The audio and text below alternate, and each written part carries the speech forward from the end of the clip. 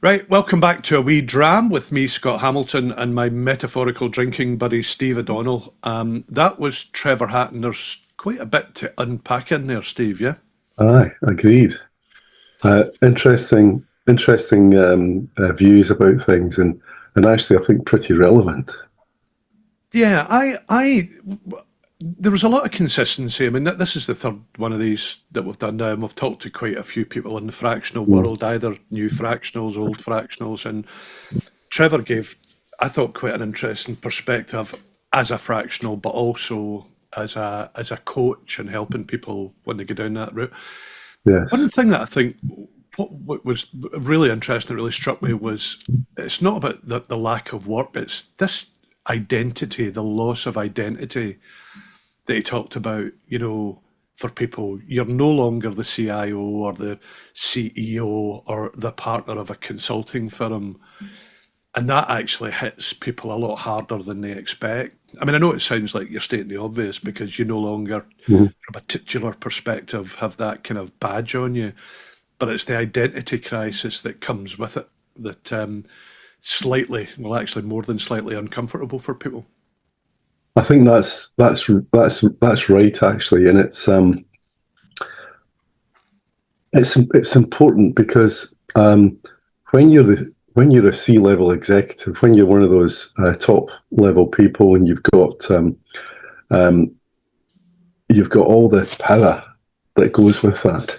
And some of it's really soft, and it's not obvious that you've got that power, but just the way that people recognise you in the corridor, or and the way they treat you, and the fact that you're the ultimate arbiter of whether they get their bonus or not. All these things are really important, and so you see a change in behaviour from when you're in position to after you've left, even though you've maintained a relationship with folks. There is a change of behaviour, and sometimes it could be negative, and other times it's quite positive because if you've done your job properly and you've actually mentored some more junior members of staff and actually helped them with their careers, they can't wait to talk to you. They're really keen to talk and tell you how well they've done because they know that you'll be really keen on hearing about it. Yeah. And I think it's the typical retiree change. I remember when my father retired from being a joiner, and he was at home all the time, getting under his wife's feet, and she would get so wound up because he was just all over the place. She'd give him things to do, and in the end, he decided to go out for long walks, or do something else, or go down the shed and do stuff just to keep out from under her feet. I'd imagine as a joiner, he had a pretty bloody good shed as well, didn't he? I had a wonderful shed. He made it himself, of course. It was actually the size of a medium-sized garage, and had all the right tools in it, and could do anything that he could do anything with a piece of wood. Uh, but it's just exactly the same, isn't it? Yeah. You're Well, used to going to work. You're used to that interaction, and suddenly it all goes away. well, it is, and I think so 100%. And then the second thing that, and related to this, and we've kind of heard this before, but not I think in as stark terms as what Trevor laid it out, which is this: people don't phone you. Trevor told that lovely little story about a very senior, coachee of his who kind of expected the Prime Minister to phone him or somebody senior. And well, he That's right, couldn't, David Cameron. David Yes. Cameron, he couldn't understand why David didn't call him back. And you're Why thinking, David wasn't his best buddy. and we've all been here to a lesser or Mhm. greater extent where Uh-huh. this kind of like, well, of course, I've worked with somebody for 5 or 10 years or whatever, 20 years. I've known them a long time. Of course, they'll call me back, and then they don't. And so it's to follow on from the identity crisis. This kind of actually, you've got to go 180 degrees in this and get back out there and Aye. reconnect yourself and identify the value that you're going to deliver to people because it's hard and it might even be even harder with people that you used to know, because they've probably got you in a kind of little box somewhere as what That's you right. did for them before, and what you're going to do now is fundamentally different. I think the word is context, Scott, Mm. because when you're working with somebody in an employment situation, you have a relationship that's in context, and in working relationships, most things are fairly urgent. There's things that need to get done today, or they need to get done by the end of the week. There's things that are really urgent and important, and if you don't fit into that context anymore because you're not accountable for it or responsible for it, then of course the amount of communication is going to drop. I think I think you're spot on. Context, relevance. Why am I Mhm. relevant this week compared to last week when I was doing something different? So your context and your relevance has completely changed overnight because you're a different person doing a different role in a different way. Mhm. So why am I still relevant and the context right for somebody to engage with me? Mhm.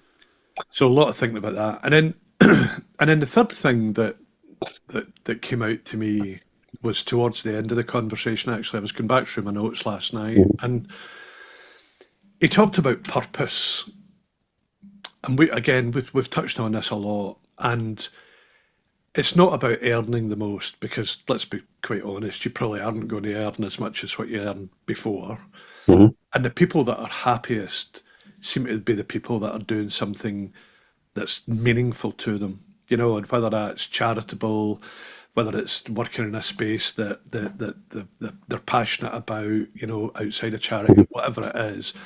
But the people who are happiest in their third half, in their kind of fractional career, are the people who are Mhm. doing something that is with purpose and with meaning. Mhm. I think And that's absolutely right. and Friday actually, I chatted to and it's in edit at the moment. I was chatting to Chris Brocklesby, who's the Chief Technology Officer for the British Heart Foundation, old colleague of mine from Mhm. Accenture, and Mhm. and oh my goodness, listening to Chris talking about the work he does with British Heart Foundation, and Chris has worked for some big tier one industrial players, for EasyJet, for Tesco. Yeah. Insurance Partners was an 18-year senior partner at Accenture, and now he's working at British Heart Foundation. And I've never heard Chris in 25 years talking about something with as much passion. I mean, underneath it Yeah. all, there's a lot of similar stuff. It's retail, it's cost of landed goods and everything else. But talking about the purpose of and the values of the British Heart Foundation was off the charts. Uh, to a lesser extent, my role at the Cambridge Building Society is a bit like that. Mm. Don't get paid a huge amount of money. Don't really care. Um, what I care about though is how can we help young people actually get on the housing ladder and actually build some generational wealth. Actually get them to the point where they've got solid foundations, and that they can build their family and their children, um, help the children to grow and turn into good citizens. Yeah. And that's social good. And I think if we all have a piece of that in our life, we'll all end up being better people. Because I think, when we get to our age, if you're not giving back and recognizing what society and living has given to you over the decades of your life, then maybe you should have a rethink about who you are and what you're for, and the morality of it. Yeah. No, 100%. I mean, it's a lovely point. Then the But it final was, point, the final point, I think, and again, we've heard this and we talk about this before, is that the path isn't linear. You know, people expect a plan and there's no plan. And since we first met, you've coached and educated me a lot on this about what to expect, about the mhm, reality of experimenting, trying things, investing your own time, perhaps invest a wee bit of your own money in uh-huh, false starts, pivots, and you've been doing this for a heck of a long time, which we keep talking about. And I think that, and Trevor brought that out, and I think that's a huge, huge thing for any beginning into this space. If you think it's going to be like the last 10, 20, 30 years of corporate existence where it was kind of linear for our generation, forget it. This is like, thump, thump, thump. This is a zigzag. aye. It's opportunistic because the more senior that you get, the harder it is to find a role that suits you, because it's the pyramid effect, isn't it? As you move up towards the top of the pyramid, there are fewer opportunities, and then equally there are fewer opportunities that fit you, because if you want to be a non-executive director, you want to be on the advisory board, you've got to have quite sharp and specific knowledge and skills, and those kind of roles are few and far between, and actually there's usually quite a lot of people looking for them, because if there's 100 CIOs, there's probably 5 non-executive director positions that want somebody with deep technical skills. And then there's something else that I think is kind of traversing across this. I read this morning. One of the senior people in Goldman Sachs saying that knowledge has just become valueless. Now that sounds like a stake through the heart, doesn't it? Steve, Knowledge it's Monday morning. That's a depressing way to start the week. Well, I think he's exaggerating to make a point, because there's different kinds of knowledge, and I think that knowing how to write an advanced subscription agreement for an SEIS investment, you might think, what the hell are all those acronyms? That's the first thing you think. And the second thing you might think is, I'll need a lawyer. But actually, what you need is a bit of AI. And you say, here's the parameters. I need an advanced subscription agreement for blah, blah, blah, blah, a paragraph or two of text. And before you know it, you've got one that's fit for purpose and really good. Yeah. So that kind of knowledge, which is the structure and the way that something that's repeatable works, has reduced in value very significantly. And I'm sure that legal firms are finding that. However, contextual knowledge, which is much more, and I've talked about this a lot, the sort of Renaissance type of knowledge, where you're joining skills in multiple different environments together, multiple different silos together to end up with some new knowledge. You can't just dial that up in AI and expect it to work. No, you can't. And so I think that's could you send me that article? Because I'd love to have a look at that, actually. But I think the definition of knowledge now is changing, right? So if I think back to, gosh, probably nearly 10 years ago now, when I was in IBM, and IBM had launched Watson, right? Which, one could argue, and others would argue different, was the original AI engine, yeah? Mm-hmm. And one of the first use cases we talked about was triage and legal, yeah? Mm-hmm. So how do you kind of read a whole load of documents? How do you sift through? How do you kind of like go over all the spaghetti soup of abbreviations and everything else, and kind of cut to the chase on that a lot faster and more economical and probably with more precision than a group of very expensive solicitors or whatever could sit and do.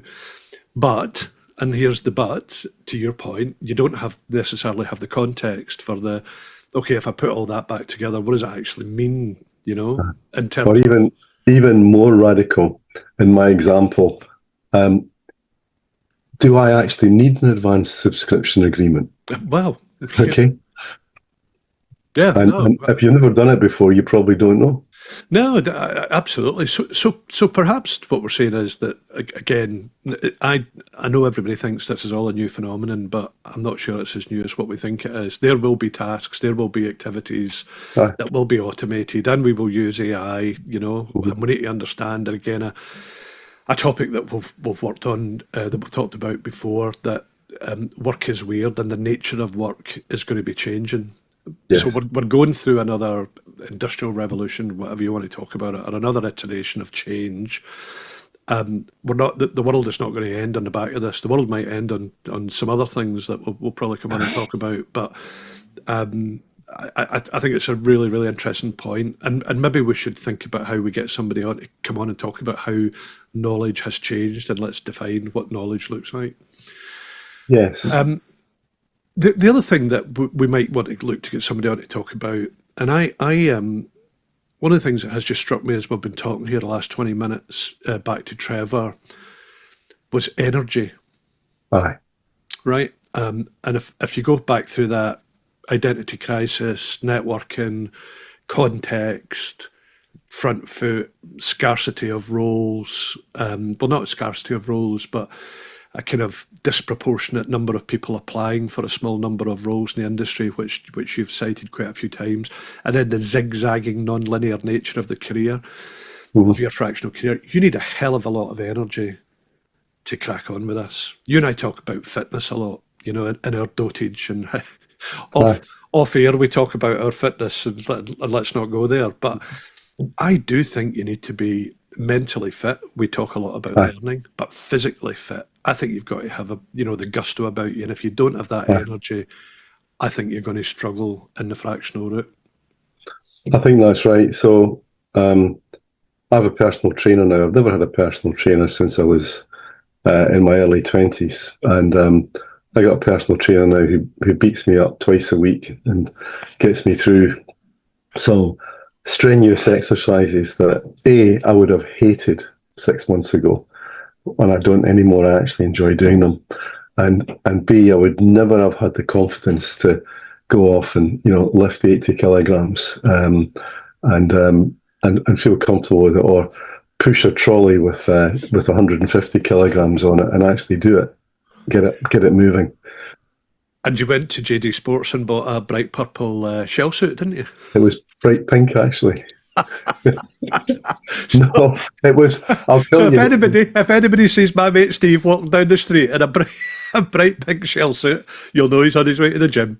Well, I was just being Scottish, you see, because I went to JD Sports and I basically said, right, what's the cheapest tracksuit they've got in the store? And that was it. It was a pink shell suit. Well, it's actually not pink; it's black, but it's not. It's not a very fashionable one. It's just very functional. What is it they say about you can take the boy out of Scotland, but you can't take Scotland out of the boy? I've been away. I've been away for 60 years, but I'll have the cheapest one, please. That's right. I'm not. I'm not paying that for a tracksuit. How much? So listen, that was Trevor, and I think that was a great chat with Trevor, and plugged for Next Up and the work they're doing there, and we'll publish that in the next few days. Let's talk about some news items before we wind up here. Now, I was away a lot during February, and I actually went down to see my daughter in Dubai, and then we went on for a trip in Sri Lanka. Then we came back through Dubai on a Wednesday night. On the Thursday, we flew back to London. My daughter's still down there. She's a teacher. And on the Saturday, the war started. God. And I can't remember a point in my living memory where something has happened that's fundamentally shaken me, my family, and also, let's be honest, whatever it is, 3-4 weeks later now, the whole world politically and economically. And I actually find it quite scary what's going on with pricing, actually forget pricing, just let's think about the war at the moment, when is this going to stop? Talk about knowledge or lack of knowledge, or who's listening to what and where, but how this is going to fundamentally shift the economy, jobs, pricing and work, I think is beyond recognition at the moment of anything that could have been COVID or Ukraine oriented. I agree. The world has changed. But the thing is, it hasn't changed overnight. It's been incrementally changing for quite a few years now. Actually, I think probably since 2014 or maybe before, when the wee green men came across the border into Crimea. They were Russian soldiers dressed up as local partisans, and then they shot down that MH52, was it? I can't remember what the number is. The Malaysian Airlines thing with a Bok missile, somehow thinking that it was a military aircraft, and they killed all those people. And remember, you saw the pictures of it all scattered out across the fields. No, it's horrible. It is, and and as we look around the world, we see all these hotspots, all these war hotspots, and I think it's become acceptable to think about war and think about war actually happening now. Whilst I remember, maybe after the Cuban Missile Crisis, because I remember that too, um, things started to cool down. We had glasnost and perestroika, and the world started to calm down. And there was an expectation that we would have peace. Okay, there'd be wee wars in the third world, but they were so far away that they didn't really affect us very much, or they didn't seem to affect us very much. But now, if you ask the average person in the street and said, "Are you worried that we might have a war soon?" They might actually say, "Yes, I am worried because I think it might happen. We might actually see our men go, our young people go to war." And it has fundamentally changed, and we need to pull ourselves back from this. We need to get sensible, and Yeah. that might actually mean that we have to have a war to clean it up. Just like certainly my father, I'm pretty sure your father would have been involved in the Second World War. My father went to Normandy, although he says he never saw an angry German, which he was quite pleased with. But is the current generation going to be a war generation? Well, that's a clang moment, isn't it? Hadn't really thought about that. Is that what's next? And if you come back to the cost of the war, right? And I was doing a wee bit of work. In fact, I wrote an article on this the other week. Mhm. So they reckon that the US is spending $1 billion a day Is on that a war all? at the moment. $1 billion a day. And I did a bit of work on this. So let me write. I'll give you some stats, and I put this up in the note. $1 billion a day could build 10,000 homes, 15,000 teachers paid for a year, Uh, 200,000 student grants for low income students, 100,000 people health insurance for a year. So there's all these things. 70,000 families could get childcare support for a year. This is just on one day's activity aye. in this war.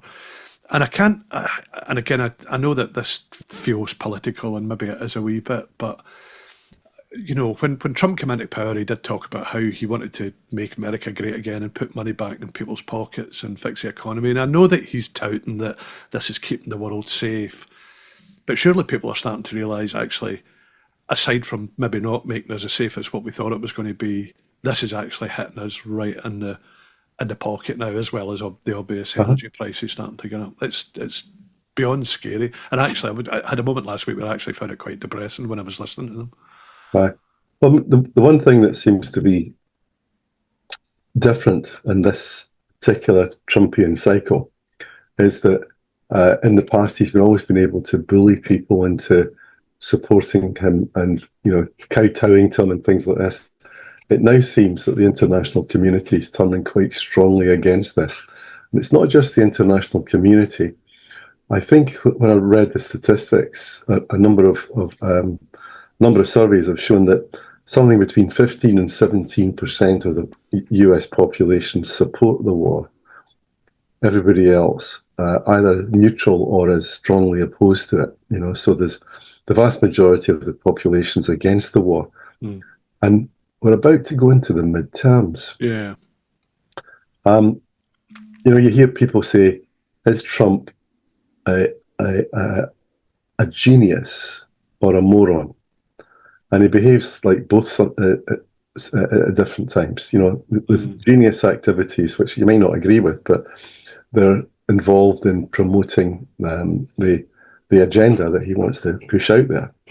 And then he does crazy things like talk about boots on the ground in Iran and starting a war just before the midterms. Is it craziness or is there something behind it? Yeah. I just don't like the language. I don't think anybody does. Like when we hear it, that there's a kind of nasty tone in all of this. That again, I've never heard anybody speaking like that way before. In the middle of a war, there's no humility. There's no regret. It's Uh, it's it's it's, and I think we talked about this before. It's like people believe they're in the middle of some American movie, as opposed to that actually this is reality. So you're right. Maybe the midterms will flush stuff out here. if we get them. Yeah, yeah, well, yeah. So, listen, here's another one, and this is a hot topic of yours that you've picked up on a few times before. There was a Rachel Reeves. It was actually in the Guardian last month that she talked about tech capability and skills drifting abroad.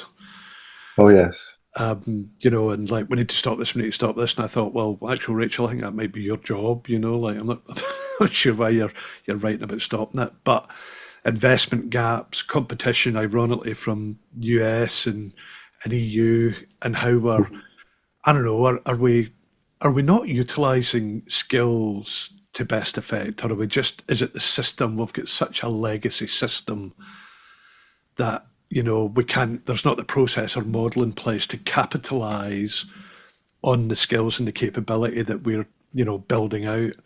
And as you've talked about many times in the past, the funding, the funding structure as well as the funding itself, it's easier to get money outside than it is here. It takes longer here and there's less money. Discuss. I think it's a lot of it's about risk appetite. That we're actually trying in the UK. We're trying quite hard. There's quite a lot of tax breaks. If you're an investor, high net worth individual who's paying loads of tax, if you want to divert some of your income into supporting early stage businesses through SEIS and EIS, then there are really valuable, powerful incentives to do that. You get, if it's EIS, you'll get 30% of your money back as a tax break. It's SEIS, I think it's 50%. 50%. And if something goes wrong and your investment fails, you'll get a further tax break again. So the risks of this early stage investment are actually quite low. But what we don't have is we don't have an ecosystem to support it. So really good example. One of the things that really works in the US is the fact that we've got universities that are set up to support these spin-outs of high technology stuff that moves forward. And I look at some of the US firms that are getting funded, and they're not that special. And I see in the UK spin-outs from some of the universities that are just staggering. But the universities themselves are not set up. They've been so starved of funding. The difference between US universities and UK universities is US universities are private. And they're largely funded by quite expensive fees and a lot of grants and bursaries and things like that. And then legacies that are left by wealthy people. So, I imagine that somewhere in, where was it that Trump went? I can't even remember, but I'm sure that wherever he went, his dad would have created a building or something and donated it in order for him to get through. So a lot of that's going on. And these businesses, these university businesses, have got big balance sheets. In the UK, the universities have got huge overhanging costs and limited funding.